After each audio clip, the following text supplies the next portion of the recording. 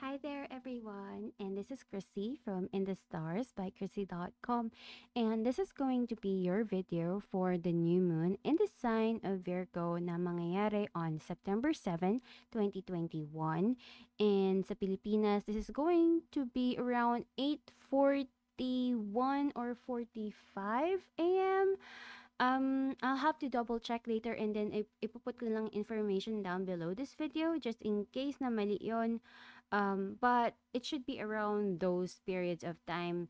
But anyway, so ito yung chart natin kung ano yung nakikita natin dito sa likod ko. Yan yung chart ng new moon in the sign of Virgo. So new moon is all about new beginnings. Now, this new moon can be quite special in its own way because of certain alignments and certain significations ang meron na to sa chart natin ngayon. And yun yung i-discuss ko sa inyo. Third recording ko na to, guys. So please do bear with me. Hindi ko alam kung masasabi ko lahat entirely, but I'll do try my best. Pagbigyan po natin dahil we do have a Mercury Retrograde and as we speak, and lalo na pagdating ng new moon na ito, effective na yung pre-shadow period ng Mercury Retrograde. So again, I do have my Mercury in the sign of Libra, so I guess I am really affected by this much more than any other one. But ayun, let's go into the details. So, pag tinawag nating new moon, ano ba ibig sabihin nito? New moon is all about new beginnings of some kind. Pag new moon, wala yung moon dyan. Pero, we are getting a lot of downloads, especially since this new moon is actually making a trine to Uranus as well. Na makikita niyo over on this side. So, Uranus is retrograde at this time. So, pag ganyang new moon, nagtitrine sa Uranus, this has an energy of parang may call to action tayo na pwedeng ma-experience in certain areas of our life. And mapapansin po natin, tatry kong galawin tong character ko for a moment so that you guys can see the chart. Oops! Natanggal ko. Let me go ahead over on this side. Makikita ninyo over here, no, na naka-oppose kasi itong new moon na to sa ating Neptune. And then, if I do move this around, makikita po natin na nandito siya kay, naka-oppose din siya kay NESSUS. So, and if you are a student of astrology or if you are interested with astrology, you've probably encountered this asteroid na by this time, guys. So, and si NESSUS is actually an asteroid relating to abuse of some kind.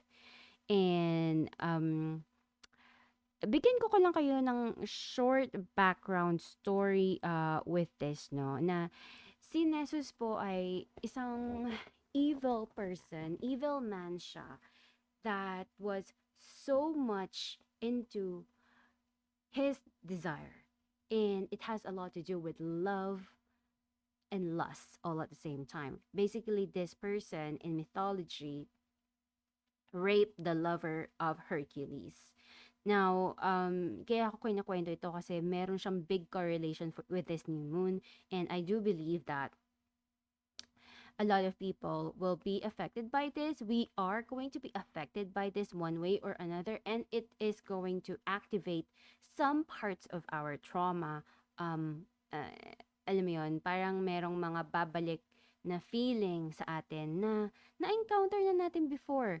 And some people, this could be an element of irritation as well, lalo na pag, alam mo yun, feeling mo naramdaman ko na 'to dati, na-experience ko na dati ta's nararamdaman ko na naman ngayon. So, it can be quite frustrating and some people puwede silang mainis, ma-triggered or can be reminded of that anxiety factor because a lot of Virgo tends to think, overthink, and notice a lot of problems in certain things. So, kaya sila easily to panic. I would say. So, balik tayo sa story ni Nessus, no? Si Nessus po, in mythology, um, sobrang gusto niya yung lover ni Hercules to the point na he actually raped the lover. And dahil nga nag-give in siya sa desire niya at hindi siya nakapag-isip ng maayos. So, Nessus is actually associated with abuse. So, pagka meron ka nito sa chart mo and maybe prominent siya. And when we say prominent, ibig sabihin, it touches the certain points of your chart na may mga certain planets. For example, kung may mga certain planets tayo dyan, naka-conjunct especially, or may mga tight orbs and stuff like that, that can actually tell us that area kung meron ba tayo na experience na abuse from someone in particular, or maybe tayo yung gumagawa nun dahil sa sobrang gusto natin sa isang bagay, alam mo yun, we end up going overboard and stuff like that. So it really depends, no? But anyways, ang nangyari dito guys is that during the time na Hercules, inattack niya kasi si Nessus. Okay? And then there is some form of emotional manipulation na nangyari. So, Nessus actually emotionally manipulated the lover to do something kay Hercules. And when she actually did that, dahil nga parang syempre, she was threatened eh, ginawa niya.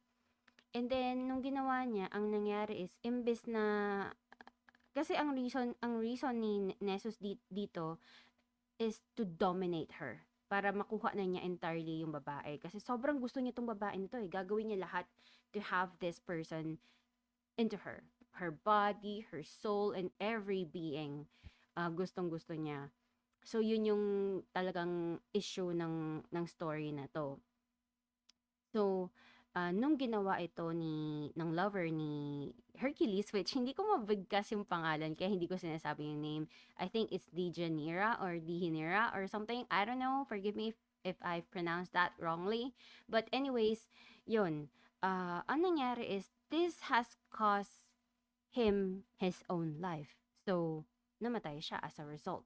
So, um, so in an astrological sense, this gives us a lesson of some kind to not give in to our own desires. And ito yung area of weakness towards us as well.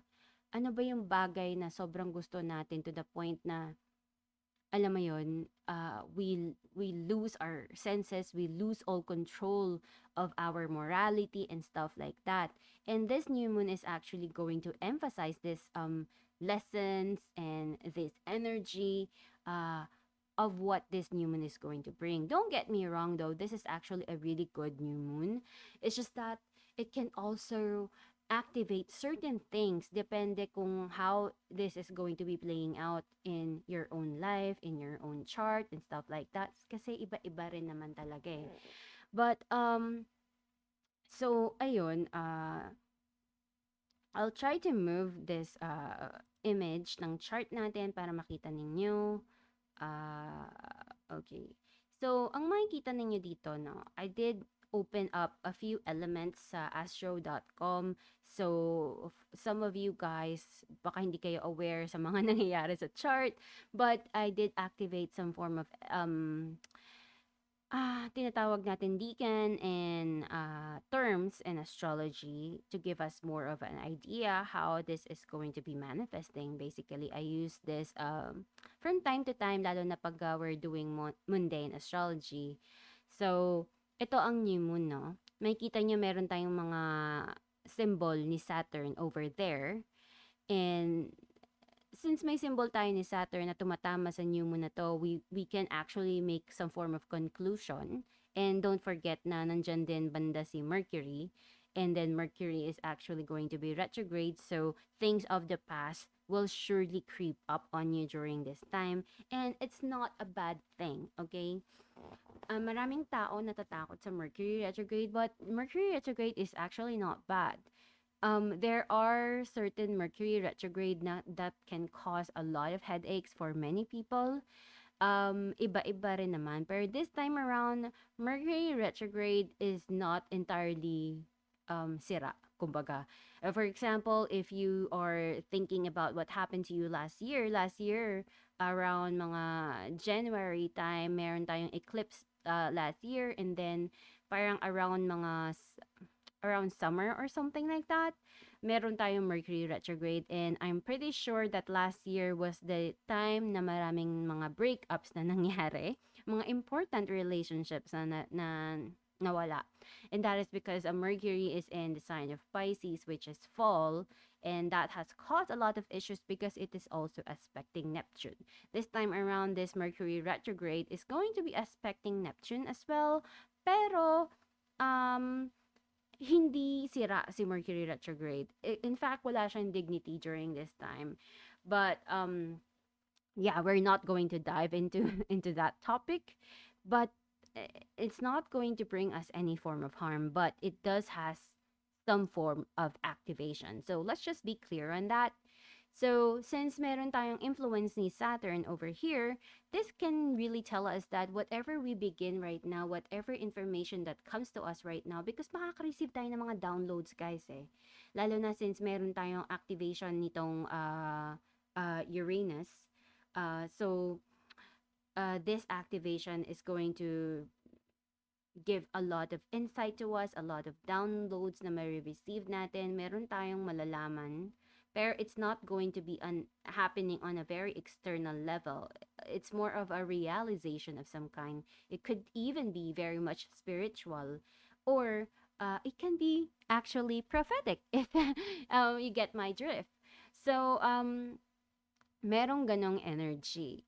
So, especially since this is actually the degree of, nasa may degree to ng prophetic star, which is Forima. And that's actually my fixed star in my own chart. So, and that is the fixed star of that is connected to the goddess of prophecy. So anyone with that alignment can, give a lot of can gain a lot of insights and maybe have prophetic dreams, prophetic whatever, and stuff like that. So, because of the aspect that it has with Uranus, this can actually give us, ano ba yung gusto natin gawin in our future. But it's just that this energy of itong new moon in the sign of Virgo is not just about the future. It will ask you to go back to the past to bring it to the future. So, it's not about repeating the same mistakes all over again, but it's more of how can you make it right? Paano mo ba itatama ang isang pagkakamali? Kasi there's going to be an element here of meron tayong maling ginawa, guys. Kumbaga, hindi na natin yun maaalis, no? Since this chart, pag nakita nyo, is actually opposing Neptune and NESSUS. And Neptune is about, something na nawala or something, This can also be a situation wherein meron tayong sobrang gusto makuha, pero hindi natin nakuha. Okay? So we could be beginning something, starting something to start it all over again as a possibility. Isa yun sa mga activations niyan. And then also, itong specifically itong new moon na to is will have the Sedna.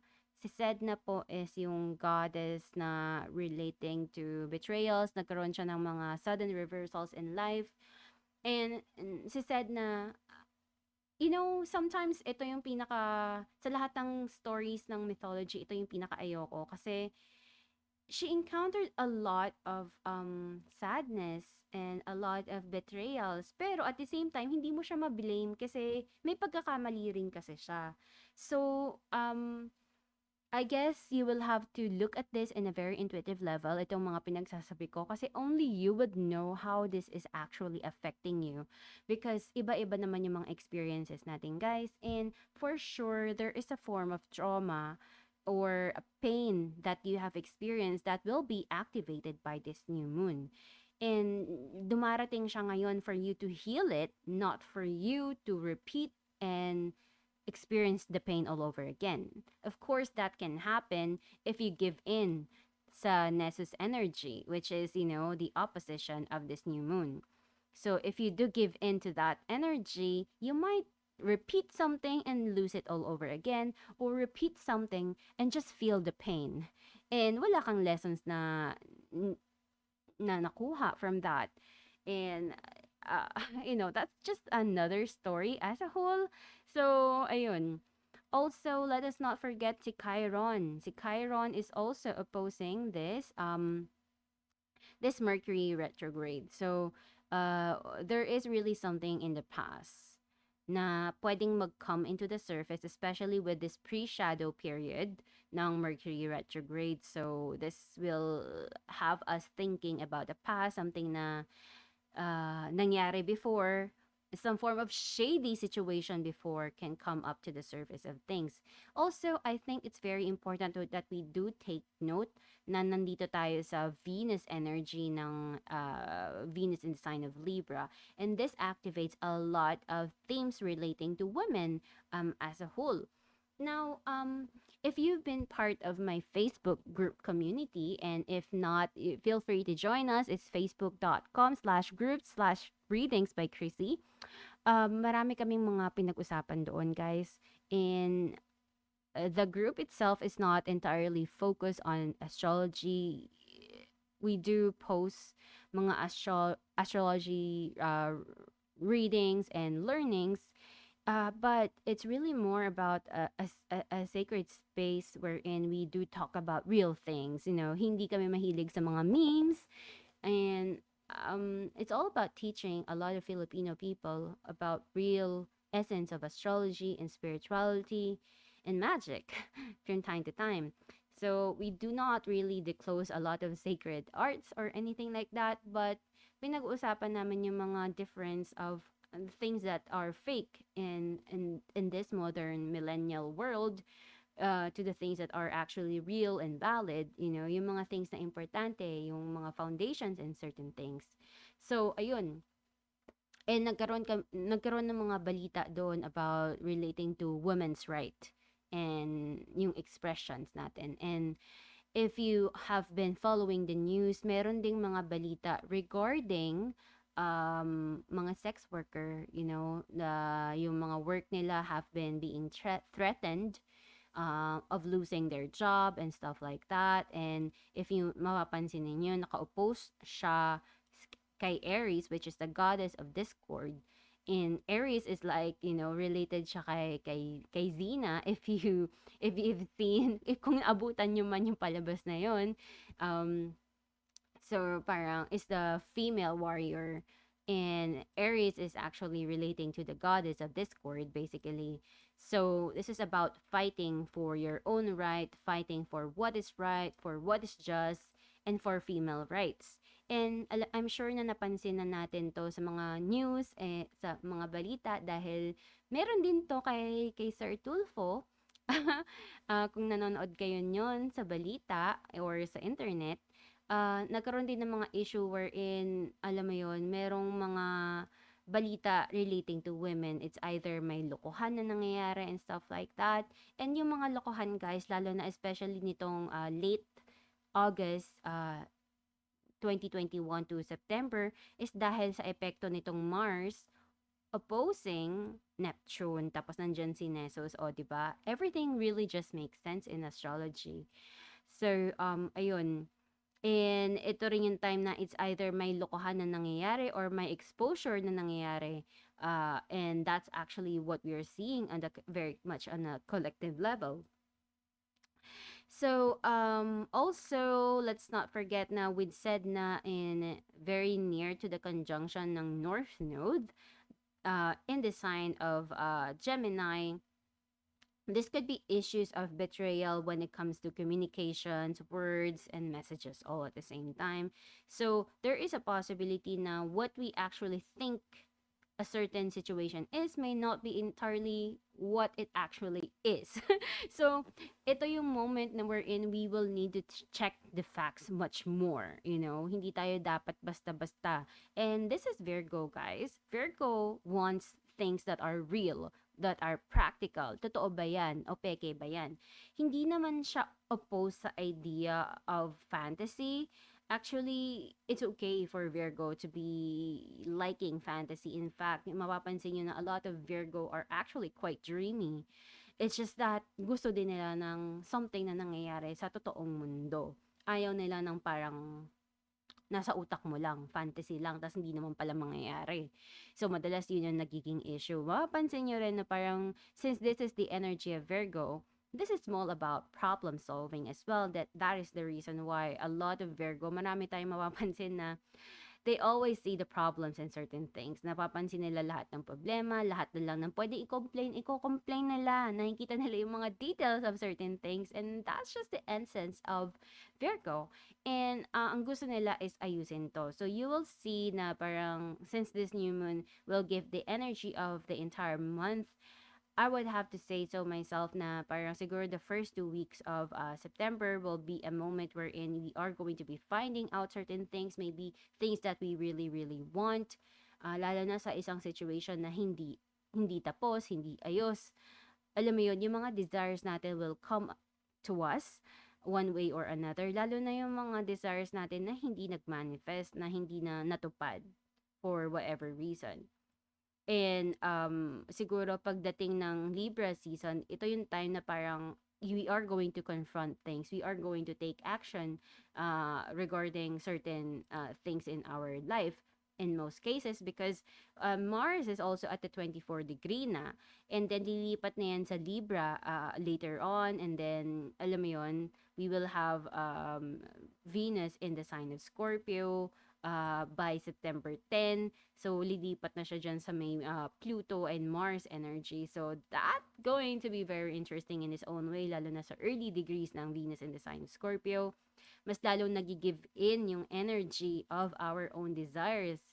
And then, this is also aspecting, if nakikita niyo yung mga dotted lines na yan, into the NESSUS energy. So, that's going to be very much interesting. For me, no, dapat tayo mag-ingat, guys, and not to trust just anyone else. And alam mo yun, again, look into your own intuition. Don't just rely things based on what you hear. I think yan yung pinaka-lesson nitong new moon na ito. This new moon is all about, being really very intuitive with what is real from what is not. Huwag tayo basta-basta magpapaloko. And at the same time, kung naloko na tayo or naloloko tayo, ito yung time na dapat maging mas mag-pay tayo ng attention for things to not repeat all over again. We do need to be careful on our own desires. Yan talaga, guys, ang magiging isa sa mga big part ng issue natin because our desires is going to be coming up very strongly. And yung epekto nitong Mercury Retrograde ito might be quite complicated sa simula, no? Lalo na usually mas malakas ang Mercury Retrograde before mag pre-shadow, which is right now. And then during the shadow period, malakas din siya. And sa beginning part ng Mercury Retrograde, malakas din siya. But as you will notice, pagdating ng October banda, makikita nyo na yung benefit nitong Mercury Retrograde na to kasi this energy is going to allow us to see the problem, Virgo. And then once it goes to Libra, this is going to have us try to fix the things that we need to fix, to confront the people that we probably need to confront and stuff like that. And yun yung mostly yung magiging energy nitong alignment na ito. So, yan yung Virgo new moon natin. So, it's going to be very interesting how this is going to be manifesting. And also, another interesting thing is that ang dami ring mga people nowadays na nakaka-encounter ng parang sexual thingy and stuff like that. So, Mars in the sign of Libra is actually another element na walang dignity when it comes to astrology, no? And if there is any form of abuse, which is NESSUS, ito yung moment na we need to fight for what is right, for what is true. And it really depends, no? Maybe you will be required to fight for someone, or someone is going to be doing something to fight for you. So, since meron tayong energy ng Saturn dito sa new moon energy ng Virgo, Saturn is all about morality, discipline, the hard work, and no shortcuts involved. So, this new moon, kailangan meron tayong gawin to fix something, work on our responsibilities. This is not about fun and games, guys. because those fun and games can actually cost us our life or cost us certain things, especially if we are on the road. Um, on the collective level naman, this can actually manifest relating to the COVID situation or the vaccine, wherein maybe makakahanap tayo ng solution. I do not really think na makakahanap tayo ng one miracle pill to fix the COVID situation. Pero there is a possibility naman na baka makakahanap tayo ng way to paano ba tayo mabubuhay continuously, no? Hindi naman pwedeng pagka-pandemic, hindi na tayo mabubuhay, hindi na tayo magtatrabaho, and all of those kinds of things. We still need to work hard. We still need to do the things that we have to do to survive, to live life, to be with our loved ones and stuff like that. In short, excuses are going to be excuses. Hindi na yun valid. We need to do something about it. There is also an element here wherein, as syempre, di ba, maraming tayong mga planeta kay Aquarius, but in Vedic astrology, actually, nag-move na yung Aquarius alignment to Capricorn, and then babalik siya ulit sa Aquarius. So, ano ba yung ibig sabihin nito? Ang ibig sabihin nito, guys, is basically, we are moving forward with certain things, and maybe everything is being high-tech and all of those kind of stuff. Pero, meron pa rin tayong kailangan ayusin. Kaya may mapapansin ninyo, may kailangan tayong ulitin. Pero hindi para ulitin talaga siya, pero para to do it in a more effective level. Kailangan meron tayong ayusin bago tayo mag-jump into the new chapter, di ba? So, parang ganun yung energy nitong new moon in the sign of Virgo na to. And don't worry, guys, this is going to be the last Mercury retrograde this year of 2021, and then next year na yung sunod. But anyways, maganda naman yung Mercury retrograde nito, and you will see that it has a form of good effects for each and every one of us. It's just that we will just have to face certain things for us to completely heal our pains, our wounds, our trauma, and for us to be on the right track of certain things as well. So, ayun, and yung sunod nating video is going to be on the full moon in the sign of Pisces, if I'm correct. And that is going to cause another set of issues, because whenever there is a full moon, something is being shown to us, and it might be showing to us in a very emotional level. So, yeah, it really depends how this is going to be for everyone. And, ayun guys, I hope na nag-enjoy kayo, and hopefully gumana na ito. Diyos ko naman, pang third recording ko na. But anyways, ayun, yeah. I hope that this helps you guys, give you insight. Oh, by the way, I forgot to mention na expect a lot of rains, a lot of floods, and be very careful and be very wary when we are going out and stuff like that. Again, maybe there's a lot of abusers out there. Maraming people are prone to their own desires, and minsan hindi sila nakakapag-isip. Minsan they can hurt you without even really thinking about it. They say things without thinking about it. May mga lessons to, and we are not expecting everyone to be Saturnian in nature.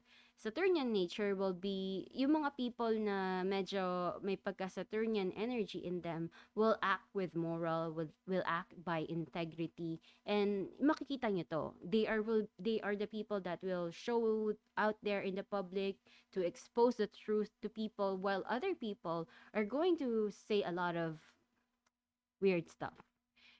So, ayun. So, you will see the difference naman on what side of the coin are you. Just remember that the things that you begin now needs to be something real. Mga act responsibly, kumbaga. Also, because of that Libra ascendant in this new moon, relationships, fairness, and justice is going to be a big theme talaga for a lot of us. And this is going to be a period of transformation. There is something that we really need to change, and we need to change them in a way that's going to work, that's going to be effective. We have this foresight on what we want and what we want to manifest into the world and make it happen. But hindi lang siya all about wishing. It's all about us taking the necessary steps and taking the necessary actions para ma-attain natin ng maayos. hindi rin 'tong energy ng pagmamadali, guys. We do it one step at a time, slowly but surely. This time, it's something that's actually real. So, yun lang guys, and I do hope na may natutunan kayo sa video na to, and I'll see you guys again next time. Goodbye!